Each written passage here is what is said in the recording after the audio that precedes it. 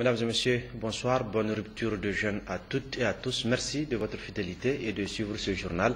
Tout d'abord avec la météorologie en cours de nuit, des activités pluvio-orageuses faibles à localement modérées sont prévues sur le Damagaram et le Tamsena. Pour la matinée de demain, des activités pluvio-orageuses faibles sont prévues sur le sud Ader et sur le sud des régions du fleuve. Une présentation de Ousmane Bawa. Chers téléspectateurs, bonsoir et bienvenue à votre page météo du jour. Le temps est marqué ce matin par la présence d'un résidu pluvieux orageux sur le sud Manga. Dans l'après-midi, des cellules orageuses ont fait leur apparition sur le pays. Ainsi, comme on peut l'observer sur la photo satellite de 18 h, la présence des cellules orageuses sur le Manga et le Damagaram, le sud Aïr et le centre Ader. Hors de nos frontières, on note aussi la présence d'une zone orageuse sur le Nigeria et le centre Tchad. L'évolution de cette situation nous amène à prévoir, en cours de nuit, des activités pluvio-orageuses faibles à localement modérées sur le Damagaram et le Tamesna. Des tendances orageuses sont aussi prévues sur l'Arewa et le sud Manga. Pour la matinée de demain, nous prévoyons des activités pluvio-orageuses faibles sur les régions du fleuve et sur l'Ader et les régions du fleuve. Chers téléspectateurs, passons à présent aux heures de lever et coucher du soleil. Le soleil apparaîtra demain à 5h43 à Bulma, 5h50 à Ngingimi, 5h52 à Difa, 5h56 à Ménesoroa, 6h01 à Gouré, 6h06 à Agadez, 6h07 à Zander, 6h08 à Magaria, 6h15 à Maradi, 6h20 à Tawa, 6h22 à Benokoni, 6h31 à Dosso, 6h32 à Gaïa, 6h35 à Niamey et 6h36 à Tilabiri.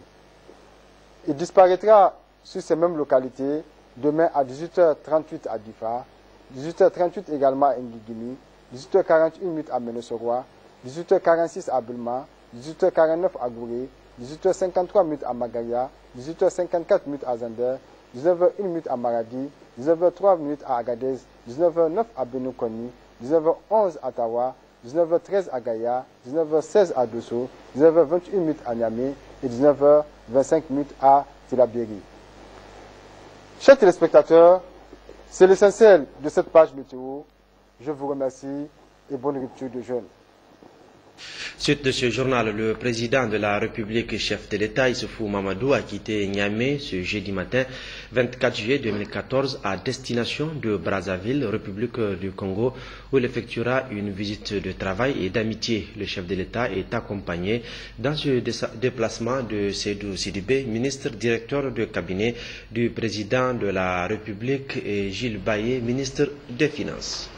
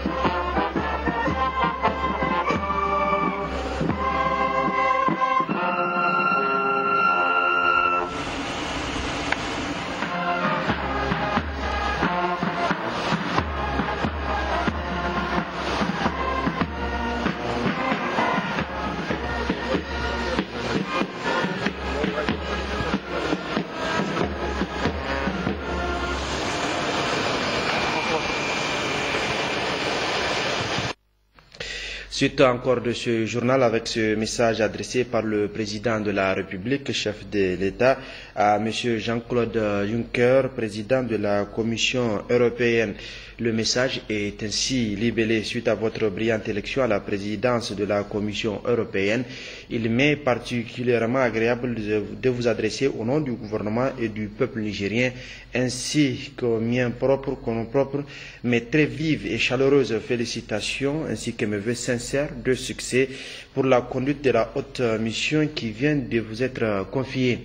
À cet égard, je suis convaincu que votre engagement et votre expérience incontestable constituent des atouts précieux dans l'accomplissement d'une tâche difficile mais essentielle pour le futur de l'Union européenne. L'annonce de l'ambitieux plan d'investissement pour lutter contre le chômage et pour une Europe plus sociale témoigne de votre claire vision des défis à relever.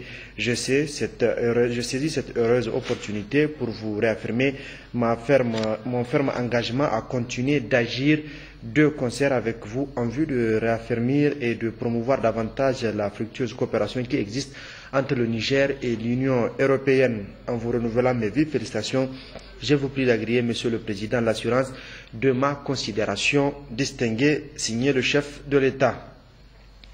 Et ce décret numéro 2014-476 de la présidence de la République du 16 juillet 2014 portant nomination des membres du bureau du comité national chargé du fichier électoral biométrique CFEB.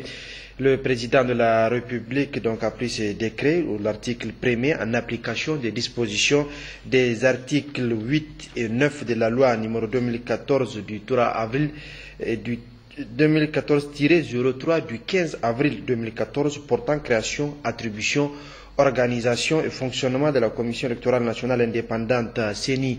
Les personnalités dont les noms suivent sont nommés membres du bureau du comité national chargé du fichier électoral biométrique CFEB.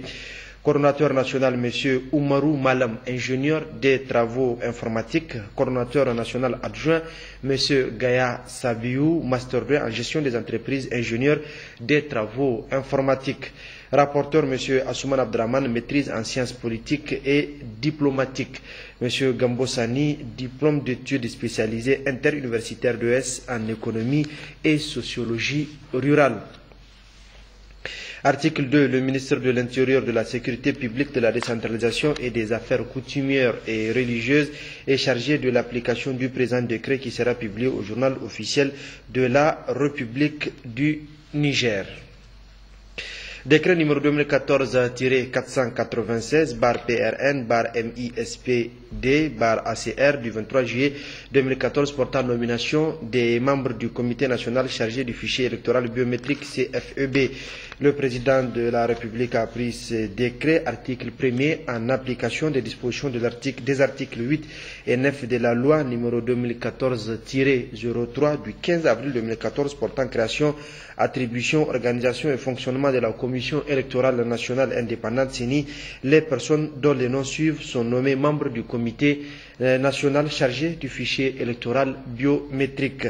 Parti politique titulaire Moussa Salifou, Hassan Hamidou Bindio.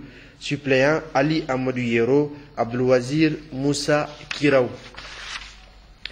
Titulaire Soumana Jibo Meiga, Abdussalami Aboubakar, Tijani Malam Moussa, Munkela Hassan, Rabiou Salifou Yahya Garba, Ibrahim Tampone, Hassan Sidibé, Noureddin Malam Moussa, Oumar Sita Boukari, Ibrahim Habibou Kaché, Amadou Mustafa Meina Lawel, Sido Idrissa, Jibo Saleh, Boubé Soumana, Anabo Soumela, Ibrahim Wanaka, suppléant, Zabairou Soumela, Oumarou Amadou, Salhana Allah, Abdoulaye Adamou, Sanoussi Abdou, Mozougou Issoufou, Sidi Abdouraoufou, Gorko Amadou, Nahiou Oumarou, Yakouba Aboubakar Mega, Jibril Djaroumei, Maman Naawa, Anaberi Abdoulaye, Abdou Hassan, Soumela Yakouba, Sidikou Amadou Oumarou, Aminou Mahamadou.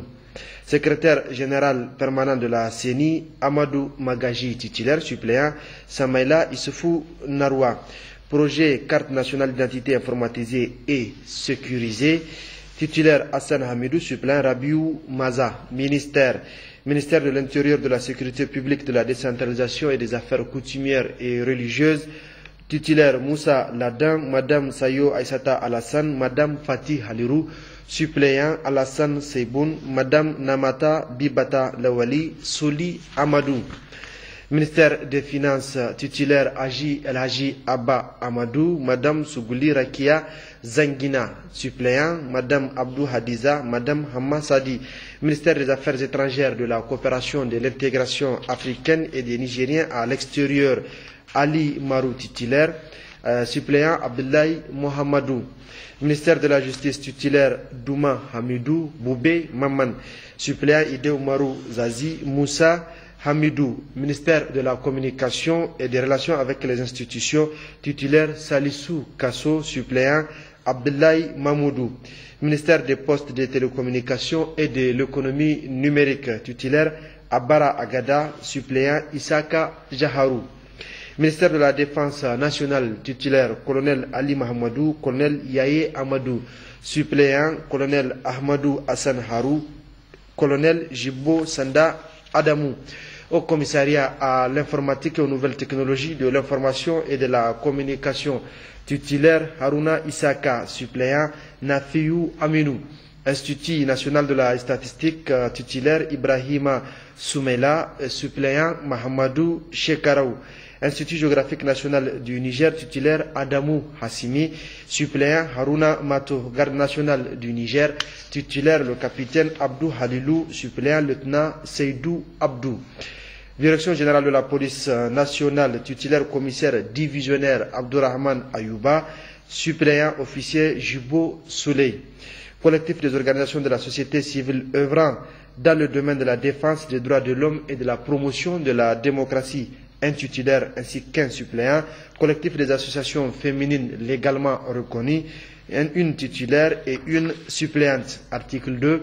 Le ministre de l'Intérieur, de la Sécurité publique, de la décentralisation et des affaires coutumières et religieuses est chargé de l'application du présent décret qui sera publié au journal officiel de la République du Niger.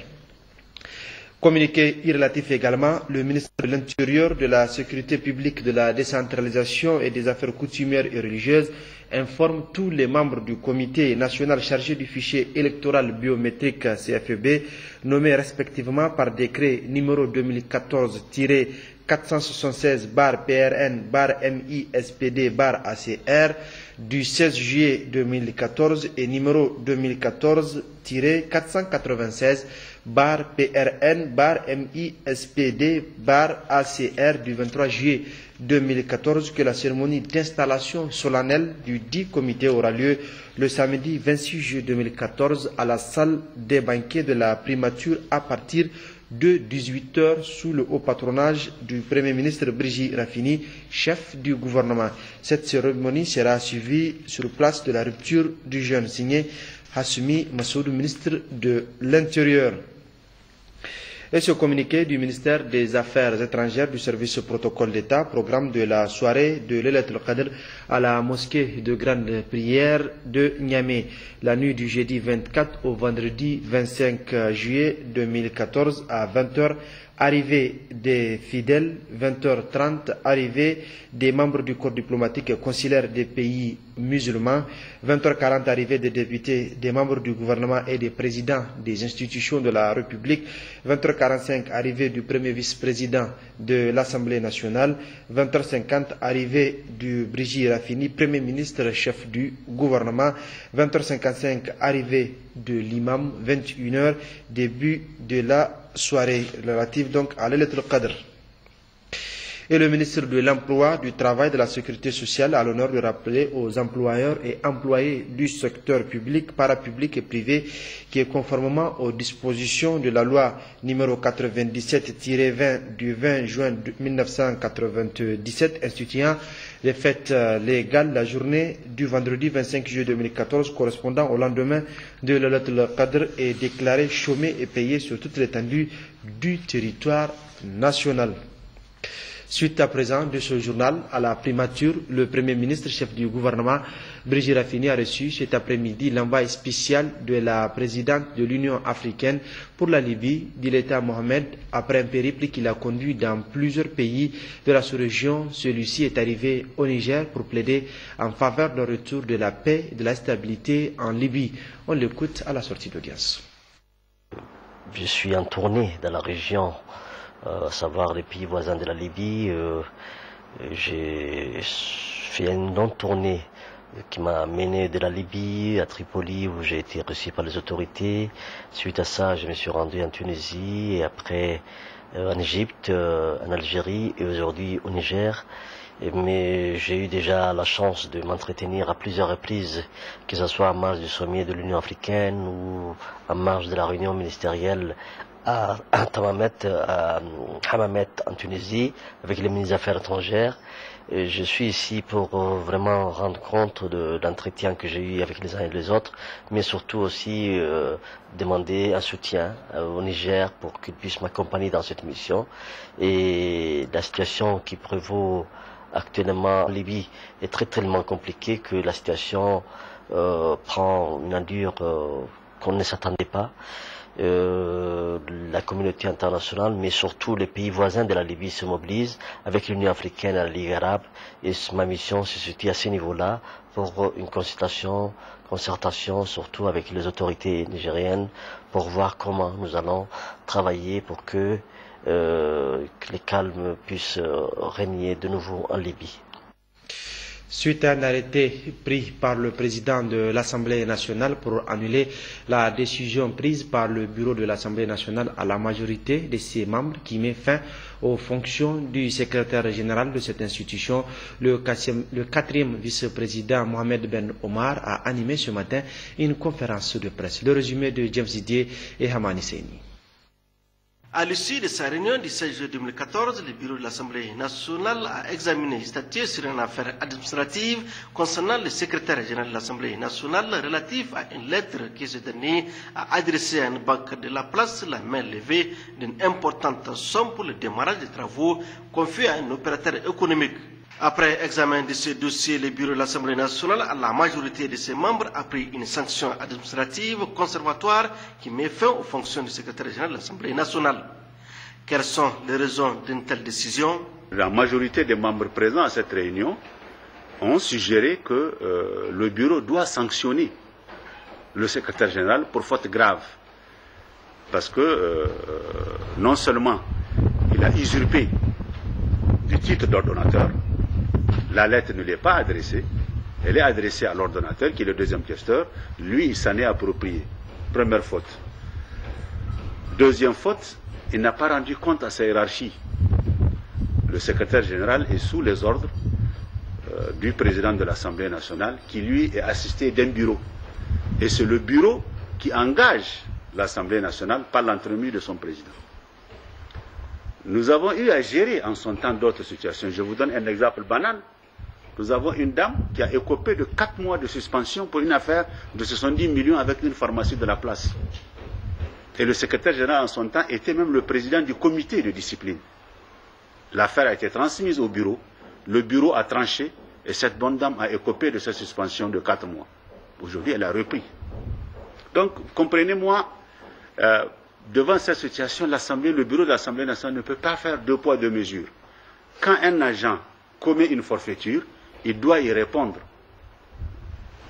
par rapport à ses responsabilités devant l'instance appropriée qui prenne les sanctions. Et ici, ce n'est pas une sanction disciplinaire que le bureau a eu à prendre à l'encontre de l'ancien SG, mais c'est plutôt des sanctions administratives, qui est une mesure conservatoire, jusqu'à ce que l'affaire soit au clair, tirée au clair. Ce que le bureau de l'Assemblée nationale a décidé à la majorité de ses membres, c'est qu'il faut remettre l'agent, puisqu'il n'est pas du corps de l'Assemblée nationale. C'est un agent en détachement. Il est du ministère des Finances, notamment de la Direction régionale des impôts. La Réunion a demandé au premier vice-président qui dirigeait la Réunion d'écrire au ministère de la fonction publique pour le remettre à la disposition de son ministère d'origine, et c'est ce qui a été fait. Je rappelle également, pour rafraîchir la mémoire de vos téléspectateurs, c'est que le secrétaire général et son adjoint, les deux, ils sont nommés toujours par la majorité après avis conforme de la majorité des membres du bureau de l'Assemblée nationale. Quand on devait les élire, il a fallu que le bureau de l'Assemblée nationale se réunisse et que le président de l'Assemblée nationale requiert l'avis de la majorité des membres du bureau. L'avis conforme, ce n'est pas un avis simple. Si la majorité s'oppose à la nomination de 2 ou l'un d'entre eux, la nomination est nulle et de nul effet. Donc, par respect pour le parallélisme de forme, autant pour la nomination, autant pour la suspension, c'est toujours le bureau qui est l'instance appropriée pour décider du sort du secrétaire général et du secrétaire général adjoint. Du retour d'un voyage à l'étranger, le président de l'Assemblée nationale a pris un autre arrêté pour annuler cette décision prise par le bureau de l'Assemblée nationale qui voit en cette décision du président de l'Assemblée nationale un acte non réglementaire au texte qui régisse l'Assemblée nationale. Le président n'est que le bras armé, le bras exécutoire des décisions du bureau. C'est le bureau qui décide de tout et le président met en œuvre. Le président à lui seul, à titre individuel personnel, ne peut pas engager. Il y a des nominations qu'il peut faire. Par exemple, son cabinet, le secrétaire général, comme j'ai vu dans une certaine presse, ne relève pas du cabinet du président. Il est chef de l'administration parlementaire. Il ne relève pas du cabinet. Le cabinet, c'est le directeur de cabinet, son adjoint, les conseillers, les chargés de mission. C'est ça le cabinet du président. Là, le président a tout pouvoir discrétionnaire de nommer qui il veut, de révoquer qui il veut. Mais par rapport aux autres postes, c'est toujours le bureau, après avis du bureau. Mais pour les cas du secrétaire général et du secrétaire, c'est même un avis conforme qui est exigé. Et ce n'est pas moi qui le dis, c'est l'article 19 alinéa 3 du règlement intérieur. Il faut que les gens sachent de quoi nous parlons, sur quoi nous travaillons et quelles sont les dispositions pertinentes. Et ici, même cette disposition conservatoire qui a été prise, c'est en fonction justement du statut particulier du personnel de l'Assemblée nationale, du règlement financier et comptable de l'Assemblée nationale. C'est à partir de ces deux textes-là que cette mesure conservatoire a été prise.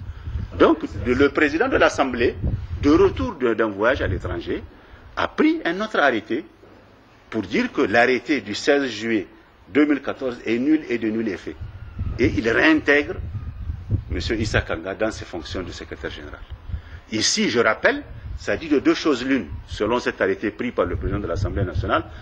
D'un, il fait valoir que, ou, je suppose, où le bureau n'a aucune légitimité, ça veut dire qu'il ne reconnaît pas ce bureau, ou, je spécule, je pose des hypothèses de travail, où le premier vice-président n'a pas qualité pour signer un arrêté à son absence, ou de nomination, ou de suspension. Pour nous, il y a méconnaissance royale de la part du président de l'Assemblée des textes fondateurs des institutions, notamment l'Assemblée nationale, d'une institution comme l'Assemblée nationale. Nous avons le règlement intérieur, nous avons la Constitution, nous avons le règlement financier et comptable, nous avons le statut autonome du personnel de l'Assemblée nationale. Je rappelle, à toute fin utile, que de l'article 17 jusqu'à l'article 20, ici, il est très clair dans le règlement intérieur quelles sont les prérogatives dévolues aux membres du bureau et au vice-président de l'Assemblée nationale. J'attire votre attention pour vous dire que les vice-présidents qui sont au nombre de 5 pendant cette législature ne sont ni des adjoints ni des intérimaires au président de l'Assemblée nationale. Ils sont élus, comme lui, par la majorité absolue des membres de l'Assemblée nationale, au nom de leur groupe parlementaire, et ils suppléent le président de l'Assemblée nationale. Suppléer veut dire remplacer. Et en la matière, quand on supplée le titulaire, il n'y a pas de restriction, ni dans les attributions, ni dans les prérogatives. Ou on supplée dans la plénitude des droits et prérogatives, ou on ne supplée pas. Je vous donne un exemple banal.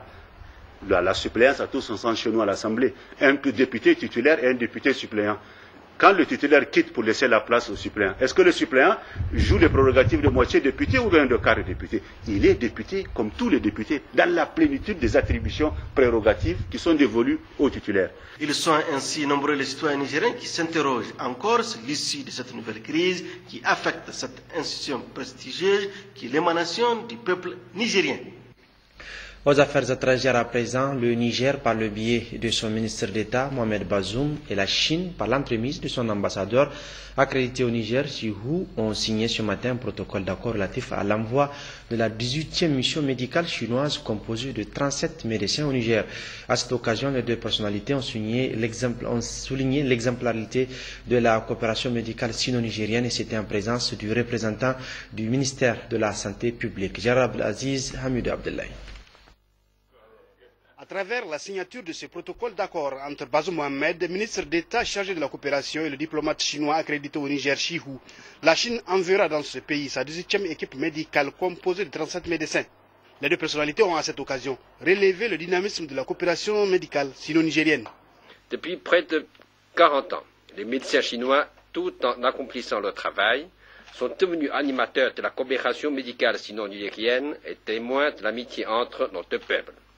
Le 1er octobre 2013 ont été lancés les travaux de l'hôpital de référence de Niamey, qui représente un jalon supplémentaire dans la coopération médicale et sanitaire entre nos deux pays. Une fois construit, cet hôpital deviendra l'hôpital le plus grand et le mieux équipé au Niger, voire même dans toute l'Afrique de l'Ouest. Et de concert avec la mission médicale chinoise, il peut fournir au peuple nigérien plus de services médicaux d'une meilleure qualité et accessibilité. La coopération médicale et sanitaire a été pendant longtemps le symbole de notre relation d'amitié et la construction de l'hôpital de référence à laquelle vous venez de faire allusion va être cet élément qui va certainement supplanter au plan symbolique notre amitié dans le domaine médical et sanitaire.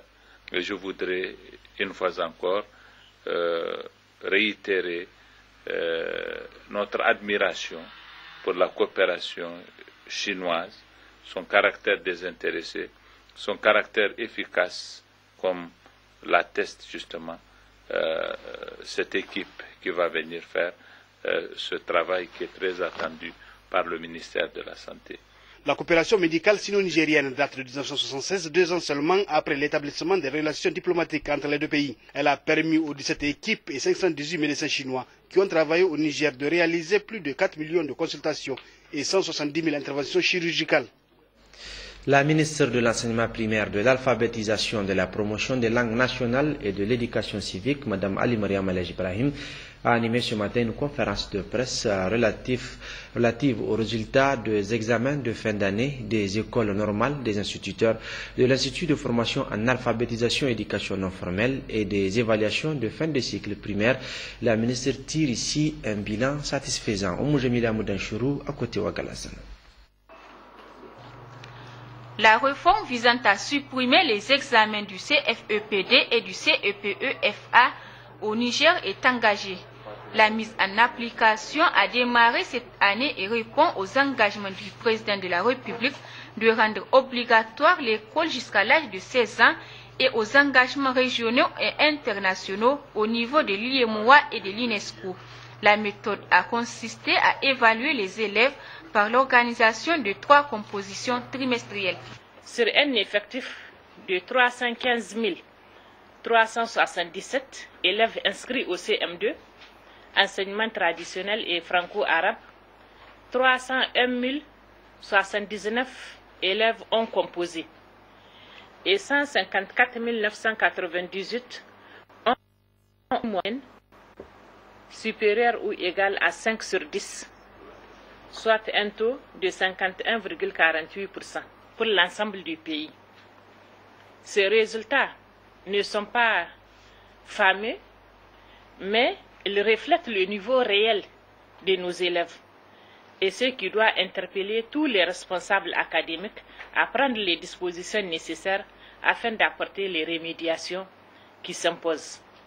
Pour le cycle d'instituteurs, nous avons présenté au niveau de cette école normale, cette année, 191 candidats. Et sur les 191, il y a 186 qui sont déclarés admis, avec un taux de réussite de 97,38%. Pour le cycle d'instituteurs adjoints, c'est 4096 candidats qui ont été présentés et 4045 sont déclarés admis, soit un taux de 98,75%. Pour les sections spéciales, nous avons présenté 347 candidats et les 347 sont admis, soit un taux de réussite de 100%. Au niveau de l'Institut de formation en alphabétisation et éducation non formelle, les 45 candidats qui ont été présentés et les 45 sont admis, donc soit un taux de 100%. La réforme du CFEPD et du CEPEFA présente d'énormes avantages. Les avantages de cette réforme, c'est qu'elle permet une plus grande responsabilisation de l'enseignant. Elle permet également d'évaluer de manière objective les apprenants par la prise en compte de la performance de chaque apprenant durant tout son parcours. Un suivi régulier aussi des acquis scolaires des élèves par les encadreurs pédagogiques, qui sont les enseignants, les directeurs des écoles, les conseillers pédagogiques et les inspecteurs. Suite à cette réforme, 75% d'élèves promis seront orientés au collège d'enseignement général, 15% au collège d'enseignement professionnel et technique et 10% iront au centre de sport, de culture et des arts. Les non-admis seront pour certains autorisés à redoubler et ceux ayant épuisé leur scolarité seront orientés vers les centres d'apprentissage appuyés en fonction des places disponibles.